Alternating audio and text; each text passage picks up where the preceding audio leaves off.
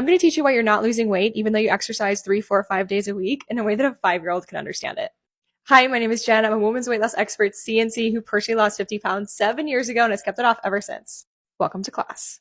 One of the biggest things that I struggled with during my weight loss journey was feeling like I was crushing it and so consistent in the gym 3, 4, 5, sometimes 6 days a week, but I wasn't seeing any changes on the scale. I could tell that I was building muscle and my strength was increasing, but my body wasn't changing at all. And I felt so frustrated because I was committing hours and hours every single week to the gym, but not getting any results, which would then be super unmotivating and lead to me giving up on the gym for several months at a time, which would then further set me back on my goals. And usually I'd end up gaining another 5 pounds.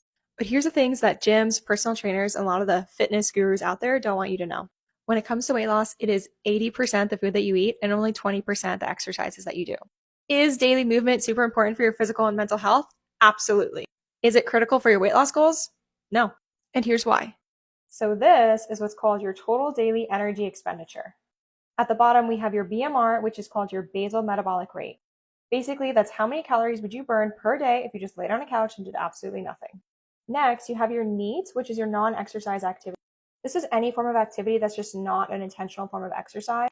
Think daily steps, walking around your house, even just fidgeting your leg. Sexy time falls under here. Next, you have your thermic effective food, which is how many calories your body burns just by digesting your food. I have a video on this because it's really important, pinned to the top of my page. And then finally, at a measly 5%, we have your exercise activity thermogenesis. So that means 95% of the calories that you burn throughout the day have nothing to do with your workout routine. So how do we capitalize on that 95%? Number one, we eat foods that support a healthy BMR. This is why cutting out specific food groups is the most dangerous thing that you can do, not only for your body, but for your health. Because when your body's not getting the right amount of proteins, fats, and carbs, your BMR plummets. So instead of just naturally burning 1,600 calories a day before exercise, your body might only burn 1,000 or 1,200 if the BMR isn't at a healthy rate. And the quickest way to reduce your BMR is to restrict your calories or cut out fats and carbs. Next is your non-exercise activity.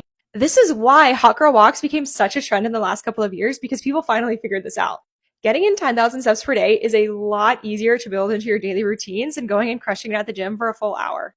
And now a lot of people are getting those steps just by working at their desk with a walking pad, which I love, by the way. To capitalize on your thermic effective food, you want to make sure that you're eating at least 100 grams of protein per day, but your personal ideal range will probably fall between 100 and 150. And the quality and source of your food is really important.